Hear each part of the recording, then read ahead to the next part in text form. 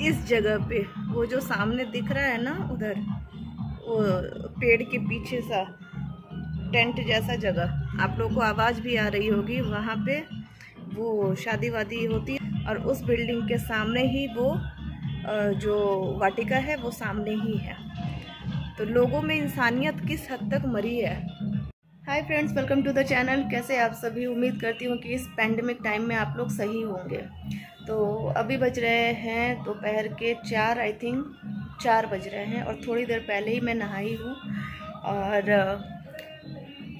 आज I think 28 तारीख है। तो आज मैं बहुत दिन के बाद एक ब्लॉग शूट कर रही हूँ। ब्लॉग नहीं है, जस्ट बहुत सारी बातें हैं जो आपके साथ करनी है। तो अभी तो आवाज़ सुन रहे होंगे, ये गाने वाने की आवाज़ आ रही होगी। तो वो सामने शादी चल रही है, मैं आपको बैक कैमरे से दिखाती हूँ। इस जगह पे वो जो सामने दिख रहा है ना, उधर वो पेड़ के पीछे सा टेंट जैसा जगह, आप लोगों को आवाज़ भी आ रही होगी, वहाँ पे वो शादी वादी होती है ना, वो वाले हैं। तो वहाँ पे शादियाँ हो रही है, और सुबह 10 बजे से यहाँ पे शहनाइयाँ बज रही है। और वहाँ पे जो आप बिल्डिंग्स देख रहे हो, उस जगह पे, उस बिल्डिंग में से सुबह से 5 लाशें निकल चुकी है कोरोना की वजह से। और उस बिल्डिंग के सामने ही वो जो वाटिका है वो सामने ही है। तो लोगों में इंसानियत किस हद तक मरी है। तो आपने देख लिया कि सामने शादी हो रही है और उसी के सामने की सोसाइटी से बॉडियाँ निकल रही है। तो वैसे हमारी सोसाइटीज़ में भी कोरोना के बहुत सारे पेशेंट हैं, सस्पेक्ट है। कुछ लोग पेशेंट भी थे, वो क्लियर हो चुके हैं। हमारी सोसाइटी वाले बहुत अच्छा से ख्याल भी रख रहे हैं। तो काफ़ी हेल्पफुल है हमारी सोसाइटी। और कुछ चीज़ें इसी के बारे में आज मैं आपसे बात करने वाली हूँ। तो इस पैंडमिक टाइम में सभी, आई नो इंडिया में क्या, वर्ल्ड में सभी बहुत परेशान हैं, बहुत ही ज़्यादा परेशान हैं। लोगों के पास मतलब जान बचाने के लिए लोग जो कर सकते हैं खुद से कर रहे हैं, लोगों से हेल्प मांग रहे हैं। और अदर्स पीपल भी जो दूसरों के लिए जो जो कर सकते हैं अपनी तरफ से, वो सभी कर रहे हैं। अब ये बातें मैं यहाँ पे क्यों बोल रही हूँ? क्योंकि कुछ दिनों से ऐसे कमेंट आ रहे हैं ना, जो कि बहुत ही हार्ट ब्रेकिंग कमेंट होते हैं। आप लोग सबको नहीं बोलूँगी, कुछ लोग ऐसे होते हैं जो किसी को कुछ भी बोलते समय सोचते नहीं है, समझते नहीं है कि सामने वाले पर इसका क्या असर पड़ता है, और सामने वाले की हकीकत क्या है, उसको उसके बारे में आप क्या जानते हो जो आप बोलते हो उसके बारे में। पिछले कुछ टाइम से एक लेडी है, शालिनी गर्ग, वो मेरे पीछे लगी हुई हैं और उल्टी पुल्टी बातें सुनाती रहती है, हमेशा बोलती है। आई डोंट नो कि पहले मैं उनके कमेंट्स को ना इग्नोर करती थी। वैसे मैं जो वल्गर कमेंट होते हैं उनको मैं डिलीट मारती हूँ, और जो कंस्ट्रक्टिव कमेंट होते हैं, मीन्स अगर मेरा काम किसी को अच्छा नहीं लग रहा है, जो मैं काम कर रही हूँ वो किसी को अच्छा नहीं लग रहा है, उसके बारे में कोई कुछ बोलता है, तो मैं उसको रहने देती हूँ। क्योंकि उससे पता चलता है कि आप में क्या कमी है। तो मेरी जो कमियाँ हैं उसको मैं ठीक करने की कोशिश करती हूँ, ठीक है। तो उनकी बातें, अभी कुछ वीडियो से वो लगातार फालतू कमेंट किए जा रही थी, जिसको इस बार मैंने उनको ब्लॉक कर दिया। अब कमेंट में कुछ ऐसा था कि लास्ट वीडियो मैंने 2 शॉपिंग हॉल मैंने शेयर किया था आप लोगों के साथ। जस्ट मिनट, मैं अच्छे से बैठ जाऊँ। तो लास्ट 2 शॉपिंग हॉल मैंने शेयर किया था आपके साथ। एक ज्वेलरी के, 2-3 shopping hall I think, jewellery के ऊपर, कपड़ों के ऊपर, और एक मेकअप के ऊपर भी मैंने शेयर किया था। तो उस टाइम में उनके बहुत ही गंदे वाले कमेंट आए। वो इस उनका कमेंट मैं कुछ सही शब्दों में बोल देती हूँ कि तुमको शर्म नहीं आती है, तुम इस टाइम में, लोग, दुनिया मर रही है, तुम शॉपिंग कर रही हो, दिखा रही हो, तो इतने पैसे हैं तो लोगों की हेल्प क्यों नहीं करती। तो ये सारी चीज़ें उल्टी पुल्टी, मतलब वल्गर लैंग्वेज यूज़ करके ये बोला था। मेरे को बोलना नहीं आता उस लैंग्वेज में। अभी मैं यहाँ पे एक चीज़ आपको बोलूँगी। पिछले साल मार्च से लॉकडाउन है, लॉकडाउन था, कोरोना आया। पिछले साल मार्च से ही लॉकडाउन था। पिछले साल मार्च तक मुझे यूट्यूब से ऐसी कोई ख़ास इनकम नहीं थी, या लॉकडाउन के बाद तो बिल्कुल ही ख़त्म हो गई थी। लेकिन जब लॉकडाउन हटा और थोड़े टाइम बाद, लॉकडाउन हटने के थोड़े टाइम बाद मीन्स सितंबर और अक्टूबर के टाइम में, सितंबर लास्ट अक्टूबर स्टार्टिंग में, मैं भी यही सोचती थी कि इस सिचुएशन में बंदों की जॉब जा रही है, किसी को खाने के लिए नहीं है, क्या हम कुछ नहीं कर सकते? क्यों, मैं भी कोई इतनी बड़ी फैमिली से बिलोंग नहीं करती हूँ जिसके पास आंख बंद करके पैसे हैं, लेकिन फिर भी मेरे में चाहत थी, तो मैंने कोशिशें अपनी स्टार्ट की। जो मेरे कुछ सब्सक्राइबर हैं और कुछ स्टोर मेंबर हैं वो भी जानते होंगे, मैं कुछ करना चाहती थी लोगों के लिए, और इस पैंडेमिक टाइम में खासकर महिलाओं के लिए कुछ करना चाहती थी, और मैंने किया भी, कोशिश किया और आज तक कर रही हूँ। अभी तो पैंडेमिक सिचुएशन है, इसलिए सभी अपने अपने घर से काम कर रहे हैं। मैंने बहुत टाइम पहले सोप मेकिंग सीखा था, बहुत टाइम पहले, कभी सोचा नहीं था कि लाइफ में कभी इसकी ज़रूरत पड़ेगी। मैंने जस्ट कोर्स किया था सोप मेकिंग का, और वो सोप मेकिंग का कोर्स आज मुझे काम आया।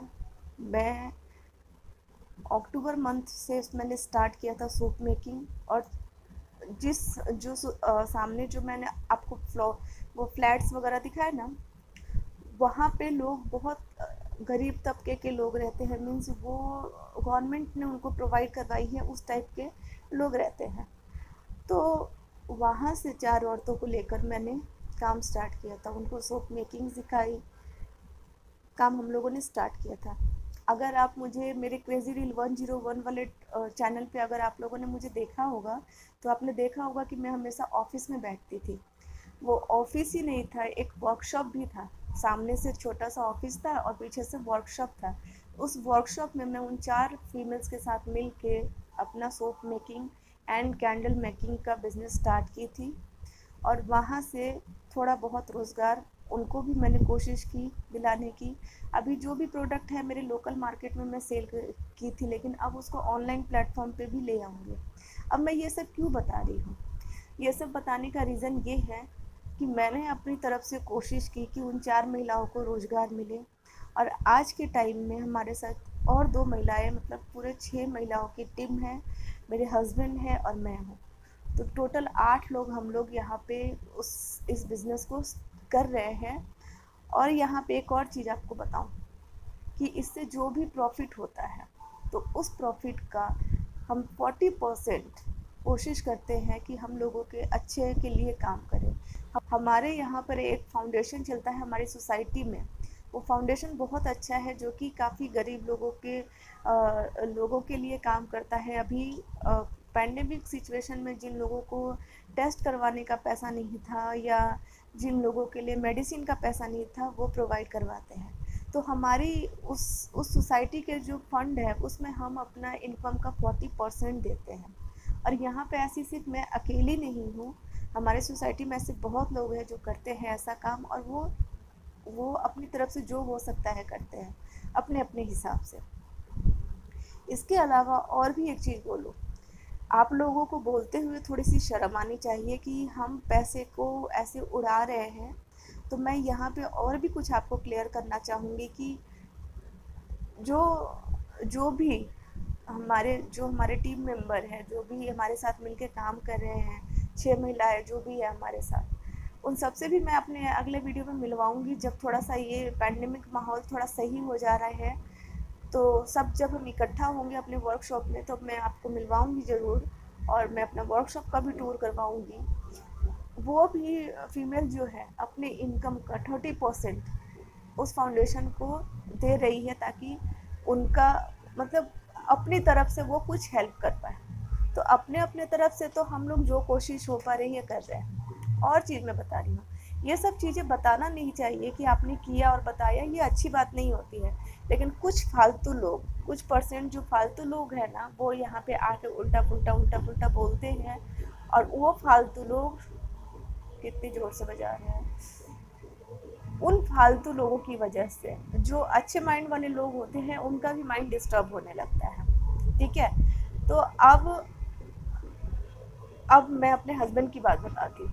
मेरे हस्बैंड स्टील इंडस्ट्री से बिलोंग करते हैं, उनकी इंडस्ट्री में ऑक्सीजन, नाइट्रोजन, ये सारे गैस लगते हैं बहुत मात्रा में। तो वो क्योंकि परचेज इंडस्ट्री से है, परचेज लाइन में है, तो उनको पता है कहाँ से क्या चीज़ मिलता है। बीते दिनों में बहुत सारे लोगों को ऑक्सीजन सिलेंडर की ज़रूरत पड़ी, जिनको उन्होंने कोशिशें करके दिलवाई है। मैं ऐसा नहीं बोलती हूँ कि सभी के लिए उन्होंने कोशिश की, मतलब सभी को दिला पाए हैं, लेकिन कुछ लोगों को जितनी उनसे पॉसिबल थी उन्होंने की है, आज भी वो कर रहे हैं ना, ठीक है। तो ये आपका बोलना ना कि मैं कुछ नहीं कर रही हूँ, ये बहुत ही गलत है। अब आए यूट्यूब पे बात कि मैं फैशन वीडियो या हॉल वीडियो कर रही हूँ, पहन के कहाँ जाना है, फैशन करके किसको दिखाना है। तो जी, मैं एक यूट्यूबर हूँ, मेरा फुल टाइम काम है ये, ठीक है। अगर मैं अपना काम यहाँ पे नहीं करूँगी, इस प्लेटफॉर्म पे अपना काम नहीं करूँगी, तो मेरे को भी इनकम कहाँ से होगी। और जो मैं ये सब कामों में इन्वॉल्व हुई हूँ, उसके लिए पैसे चाहिए होते हैं। और फैशन वीडियो और मेकअप वीडियो ये मैं कर रही हूँ कहाँ जाने के लिए। तो मैं आपको बता दूँ, बेबी होने के बाद, बेबी मेरा 2.25 साल का हो गया, और इन 2.25 सालों में मैं ऐसा कहीं नहीं गई हूँ। मैं महीनों घर में रहती हूँ अपने। मेरे इंस्टाग्राम अकाउंट में आप देखोगे, मेरे सारी फ़ोटोग्राफ़ी घर की ही होती है। मैं बाहर की फ़ोटोग्राफ़ी ही नहीं करती हूँ, क्योंकि मैं जाती ही नहीं हूँ कहीं बाहर। जब तक मुझे बहुत ज़्यादा ज़रूरी ना हो, मैं बाहर जाती ही नहीं हूँ, क्योंकि मेरा बेबी बहुत छोटा है। खैर पिछले 1 साल से तो पैंडेमिक सिचुएशन में हूँ, तो मैं कहीं बाहर नहीं निकलती हूँ। और कोशिश, क्योंकि बच्चा छोटा है, तो मैं कहीं बाहर जाती ही नहीं हूँ, ठीक है। तो नॉर्मल डेज़ में भी मेरे लिए यही माहौल रहता है, मैं घर से कहीं बाहर नहीं निकलती। और इस टाइम में मैं जहाँ जितना मैं कर सकती हूँ, जितना मैं अपनी तरफ से एफर्ट डाल सकती हूँ, लोगों के लिए कुछ कर पा रही हूँ, उतना मैं ज़रूर कर रही हूँ। मैं ये नहीं बोलूँगी कि मैंने ये कर लिया, वो कर लिया, बहुत कुछ कर लिया, कुछ नहीं है, लेकिन अपनी तरफ से मैंने अपना एफर्ट डाला है। अब मैं आपसे पूछती हूँ, जो ये इस चीज़ का उँगली उठाते हैं मेरे ऊपर, कि आपने क्या किया है? आप यहाँ पे आकर बकवास करने के सिवा कुछ किए हो? यूट्यूब मेरा फुल टाइम काम है, और मैं कोशिश करती हूँ। वैसे भी मेरे यूट्यूब वीडियो से मेरे को कोई वैसी इनकम नहीं है, पर फिर भी मैं काम करती हूँ कि स्टिल से जो भी आता है उससे मैं लोगों की हेल्प तो कर पा रही हूँ, अपने लिए भी कुछ कर पा रही हूँ। आप लोगों को थोड़ा सा भी शर्म आनी चाहिए आप लोगों को बोलने में, कि इस तरीके की लैंग्वेज आप यूज़ करते हो मेरे लिए या किसी के लिए भी। आप लोगों को शर्म आनी चाहिए। एक यूट्यूब पे काम करने वाला बंदा सिर्फ ऐसे ही नहीं बैठ जाता, बहुत मेहनत करता है, तब जाके यहाँ तक पहुँचता है, ठीक है। तो जो भी इस तरह के लोग हैं, घटिया सोच के लोग, वो लोग अपना दिमाग अपने पास रखें, और प्लीज़ ऐसे लोग मेरे चैनल पे ना आए, क्योंकि मुझे ऐसे लोगों की ज़रूरत नहीं है। व्यूज़ वैसे भी नहीं आते हैं, और कम आ जाएंगे, 10-15 व्यूज़ आ जाएंगे, और क्या है। तो मेरे को वैसे लोग नहीं चाहिए। और मेरा मेरा शर्म खोजने का अधिकार आप में से किसी को भी नहीं है, ठीक है। क्योंकि आप अगर मुझ पे उंगली उठा रहे हो ना, तो ये उंगलियां देखना कि आपकी तरफ कितनी है।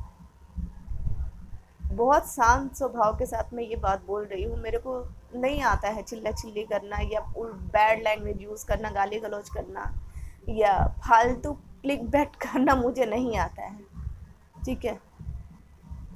पिछले कुछ दिनों में मैं बिल्कुल अपने टीम के साथ बिज़ी थी, काम में बिज़ी थी, इसलिए मैं वीडियोस भी नहीं डालती थी। महीना 2 महीना वीडियो नहीं डाली, कभी महीना में 1 बार वीडियो डाली। देखो पीछे वाले, अभी 10-15 वीडियो पीछे देखो ना, महीने में 1-2 वीडियो डालती थी। सब बोलते भी थे आप रेगुलर वीडियो नहीं डाल रही हो। अब आप रेगुलर वीडियो डाल रही हूँ तो आपको दिक्कत है।